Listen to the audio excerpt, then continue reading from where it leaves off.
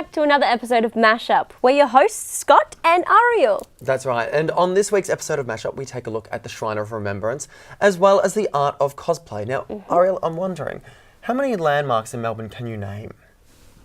A few. Let's go. Yeah, what's okay. first? So we've got right behind you, Melbourne the Star. Melbourne Star. Yep, yes. very good. We've got 1. Luna Park. Luna Park 2. Yes. The MCG. 3. Eureka Tower. 4. Oh, The you're doing cricket really town? well. The cricket town. Cricket. No, I don't know why What's I said the cricket that. I town? don't know. I've never heard of the cricket town before. Grounds. And the Shrine of Remembrance, Shrine right? of Remembrance. Well, today we're actually going to be looking at the Shrine of Remembrance. Have you visited it many times before? I actually have a tram stop that is right outside of the Shrine of Remembrance, but Domain interchange. yes, there you That's go. right. But no, I haven't actually been there, so Well, we should you'll have a look. to check it out and let's Yeah. revisit it now.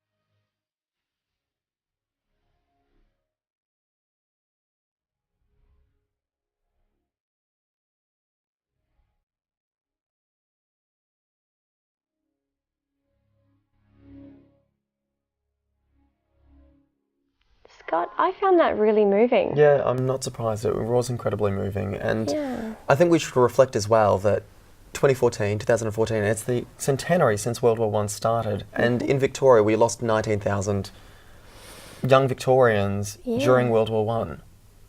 So that's why they actually built the Shrine of Remembrance, so their families could have somewhere to mourn them because they were largely buried overseas. Oh, that's beautiful. And the design, which we largely looked at in that story, was actually based on one of the 7th wonders of the world, the mausoleum at Halicarnassus, which is now, well, it was destroyed by earthquakes, but Probably but it's now can... in modern day Turkey. Yeah, and I'm sure you can find out more information if you do go to the Shrine of Remembrance. After the break, we'll be listening to the life of a Jesuit. As well as exploring the significance of South Bank. We'll see you after the break. Welcome back to Mashup. So, Scott, have you ever heard of the Jesuit? Oh, I can't say that I have, Ariel. So what is a Jesuit? Jesuit is the Society of Jesus, and I know that you know, that our viewers know, us as much as we know about a Jesuit. You want to say no any more times? Let's incorporate that into a sentence again.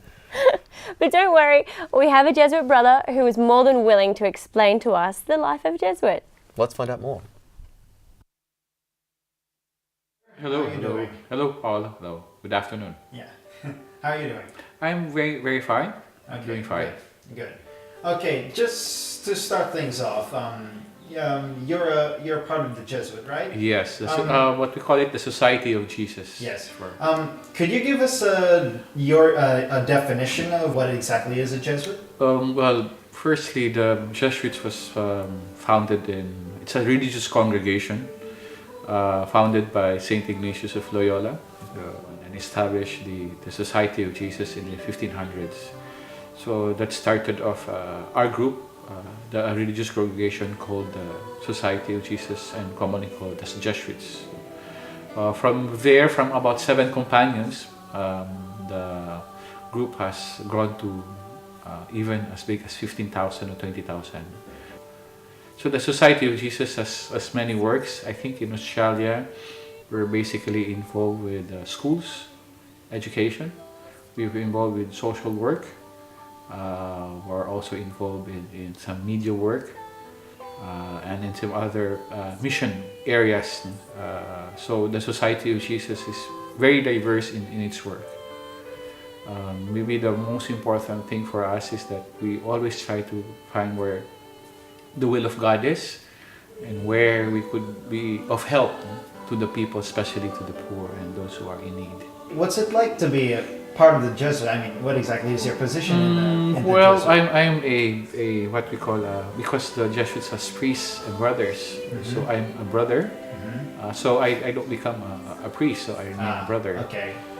So it's like to be it's because it's really a vocation, you know. It's a calling. Before I entered, I was working in the bank, so I was a professional and things. And I felt that there was a call of my own calling for my vocation, God's call. So, and that call is to become a religious and to have these vows. So what it's like, I mean, some are saying, are you not lonely if you're, a Jesuit, you don't have any wife, you couldn't have any girlfriend. But I meant the work that we have, especially with the poor, is for me very fulfilling. And I think that's the center of our work, and of course at the same time our own relationship also with God. So that relationship with God and with specifically with Jesus has motivated us to really work with the poor. Could you tell us a few things, like a few places you've been into?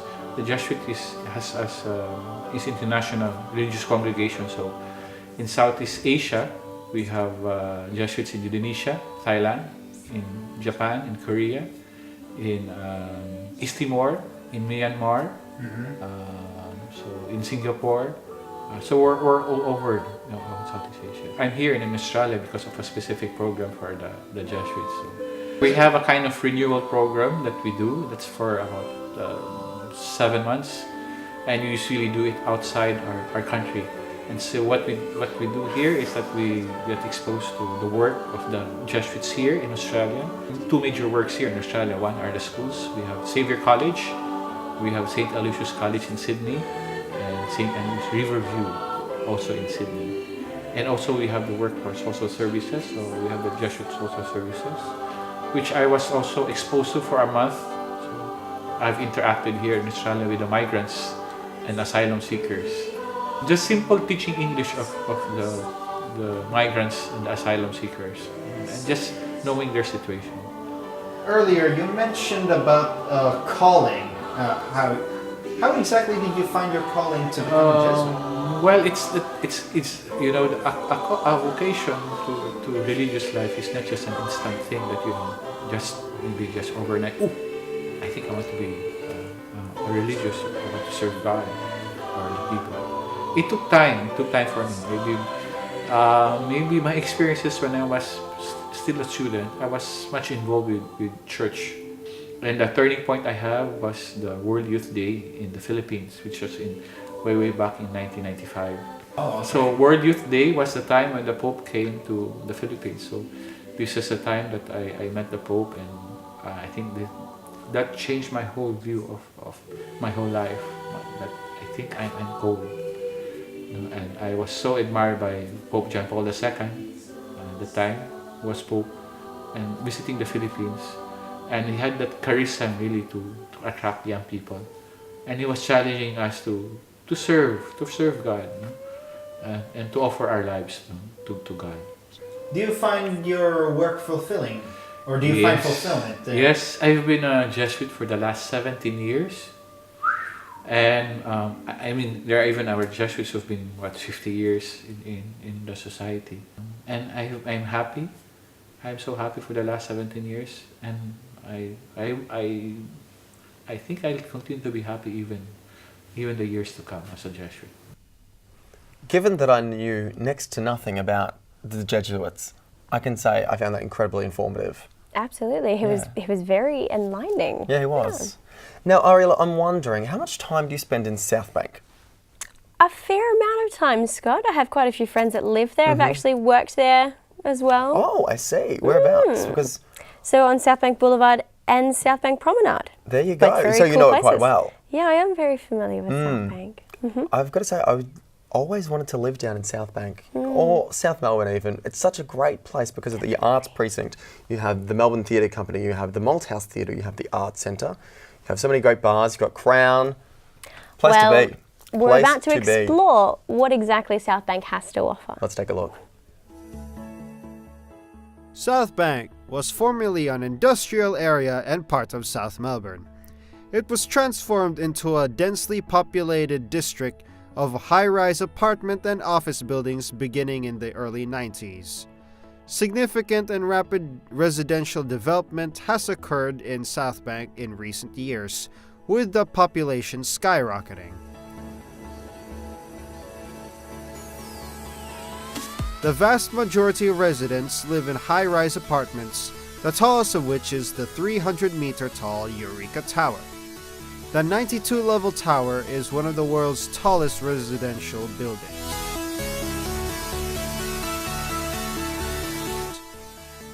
South Bank is bordered to the north by the Yarra River and to the east by St. Kilda Road. South Bank's southern and western borders are bounded by Dorcas Street, Kingsway, the Westgate Freeway, and Montague Street.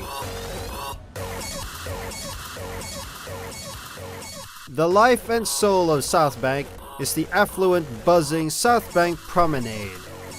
This path stretches along the south side of the Yarra River from the popular Southgate shopping and dining complex to the glittering Crown Casino.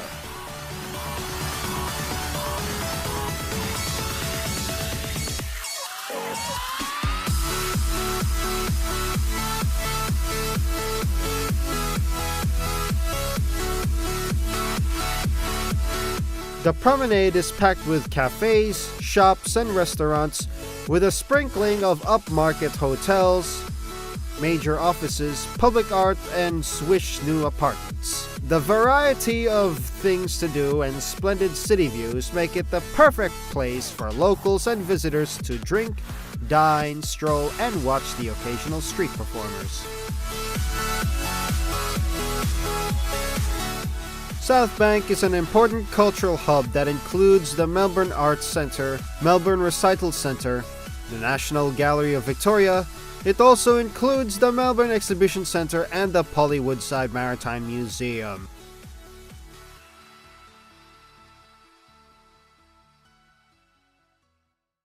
Well, Scott, I can see why you would want to live there so much. Very convenient. If you're at the theatre, it'd be so convenient. Just I actually walk found to and out from. something interesting What the was other that? day. Yes, you know, in the Arts Centre where they have Yes. the spire that's all different top, colours, they yeah. light up. I was told that the design of that, it's actually supposed to look like a ballerina, like Oh, a like a ballerina's dress. tutu. Yeah, the tutu. Oh, there you go. You don't quite notice that. You just immediately liken it to the Eiffel Tower. Yeah, no, but you certainly do, but it makes sense, and it makes sense why you'd have something resemblant of a ballerina at an arts centre. Makes perfect sense. Well, we'll be right back after the break as we discover the art of cosplay. See you soon.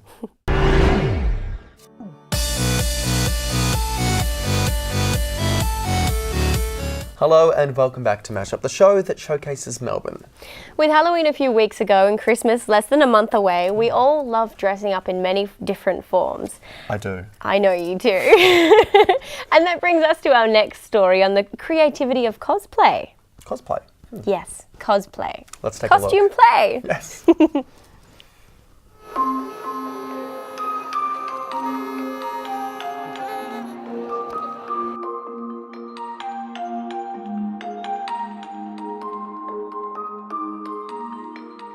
Cosplay is an art form stemming from Japanese pop culture.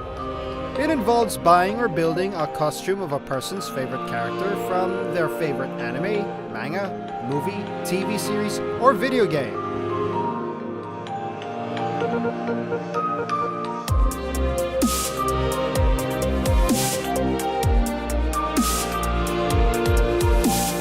Cosplayers range from small-time novices to hardcore experts, which sometimes take months and a lot of money to complete a costume.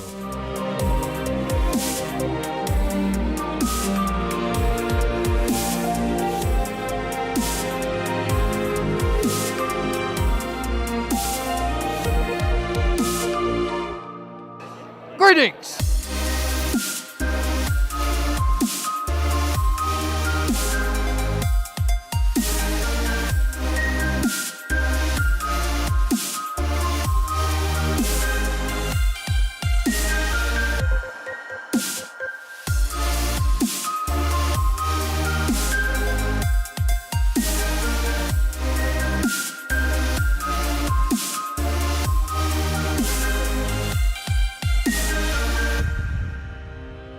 So, what did you guys go through to get your costumes and bring them all together? A very long website. I ended up just buying it online because it's 10 times easier. Very good. What about you? Same thing? Some guy on eBay, clearly Chinese, and then I airbrushed the rest myself because I'm beautiful. Very well. Alright, so what inspired you to choose these cosplays out of any other character you could have chosen? I suppose because a lot of with the mask and the whole body cover, nobody knows who you are, and it sort of gets rid of that whole imagination where people can just come up, ask you, and it actually you are that character, rather than just having a jacket or a pair of pants. That's pretty much it. No one knows who I am. I can get away with everything. Sounds good. Criminal bastard. Yes. Alright, so do you guys have any tips for buying costumes or looking out, see which one's seedy or which one's trustworthy? Or? Generally, if you go to a site and you can't understand any of the language, I just say avoid it. If it's cheap, don't buy it. If it's $40, it's not worth it. Alright, and final question. So, what kind of things did you put into creating the costume? So, just pretty much putting it on? Put it on, yeah. I guess on the site that I got to, you got a lot of options on how you could actually make it. So you could have, this one's got a removable hood, so I can take it off and breathe, unlike this guy. What are some of the strengths of your costume then? The body. The bod. Thank you And the guys fact it's all one zip, so I can't take just the hood off like this. He thinks he's special. He thinks he's special. Because he's like, I can't. I am a trooper. Get out of here. Thank you guys so much for Thank you guys so much for the interview. Hope you have a great day. Thank you very much.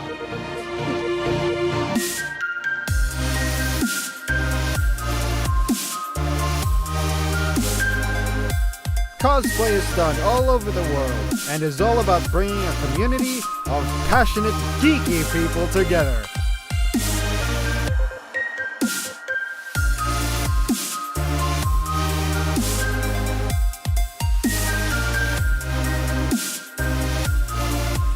Pretty damn cool, hey? Yeah, really cool. And now you've been to cosplay before, haven't you? Well, not cosplay itself, but I have been to quite a few pop culture conventions where a lot of people do dress up. And have you taken part in the cosplay competitions? Not the competitions. I've watched a few. They've been quite funny Yeah. because people can come up with their own skits and that thing. Oh, really? That's like, I haven't yeah. seen that because I went to Comic-Con once and I saw them all dressed up and all competing, and they awarded a couple of people prizes, but I didn't see any skits or anything like that. No, I suppose it depends on where you go and what's Who organised. did you get dressed up as? Just for fun, I got Yes. dressed up as Edna from The Incredibles. So she's the really short costume designer that has the Eastern European accent. Can we hear a little bit? No. Oh, come I don't on, Eastern know. European, it's so easy. She says something like, "I don't look into the past. I only look to the future, darling." Perfect, Like something thank like you. that. You need to add a darling, bliss. Darling. So Yes. naturally I went as Batman when I went. Batman, but Yeah, of course, which is my favourite superhero. we've talked about that previously. We have. Sadly though, that's all we have time for today. We've taken a look at cosplayers, and in just a sec, we'll be taking a look at a band called the Superheroes with their song appropriately titled Up to No Good. But as always, don't forget that you can find us on Facebook, Twitter, Instagram, and even YouTube. But that's all we have time for. So good night, Melbourne, and thanks for watching another episode of Mashup.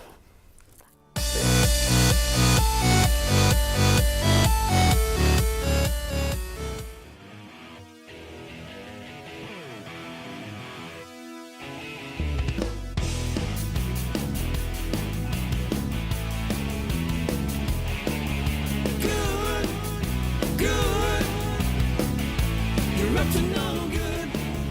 Good. Good. You're up to no good. Saw you hang around the other day. Seems kinda strange to me. Then I look back in the rearview mirror. Then it occurred to me. Why you hanging around so late? Haven't you got a home? One lead bad girl staying out all night. When good girls don't stray around alone.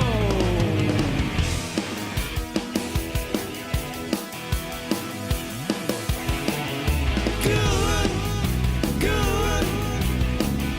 You're up to no good. Good, good. You're up to no good. Got a text from you the other day. Seems kinda strange to read. You don't have to try to explain. It seems kinda plain to me.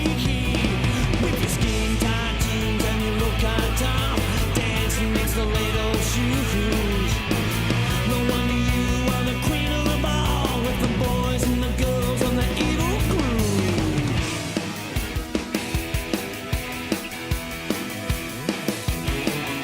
Good, good. You're up to no good. Good, good.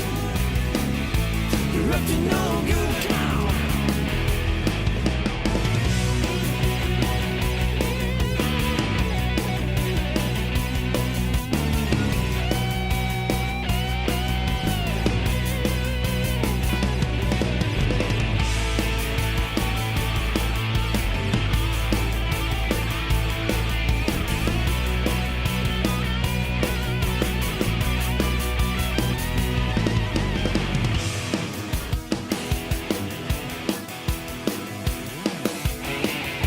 Good, good. You're up to no good. Good, good. You're up to no good. Two wrongs don't make it right. That's what my folks said to me. You hang around with the wrong kind of crowd, but then it's plain to see. And hey, kid, you're 17, acting like you're 43. There's more to life than rock and roll, sex, and drugs, you know what I mean.